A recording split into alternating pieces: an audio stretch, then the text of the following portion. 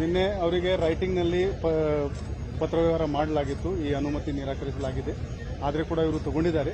ಕಾನೂನಿಗಿಂತ ದೊಡ್ಡ ಯಾವ ವ್ಯಕ್ತಿ ಇಲ್ಲ, ಯಾವುದೇ ಸಂಘಟನೆ ಇಲ್ಲ. ಈಗ ಅವರು ಕಾನೂನು ಉಲ್ಲಂಘನೆ ಮಾಡಿದ್ದಾರೆ. ನಾವು ಕಾನೂನು ರೀತ್ಯ ಅವರಿಗೆ ಕಾನೂನು ದಿವಸ ಮುಟ್ಟಿಸ್ತೀವಿ.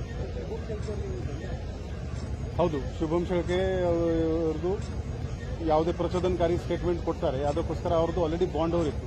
ನಾವು ಇವರು ಪದೇ ಪದೇ ಮಾಡ್ತಾ ಹೋಗ್ತಾರೆ, ಅದಕ್ಕೋಸ್ಕರ 5 ಲಕ್ಷದ್ದು ಬಾಂಡ್ ಅಮೌಂಟ್ ಮಾಡಿಸಿದ್ದೀವಿ. ಈಗ ಅದು ನೋಟಿಸ್ ಜಾರಿ ಮಾಡಿ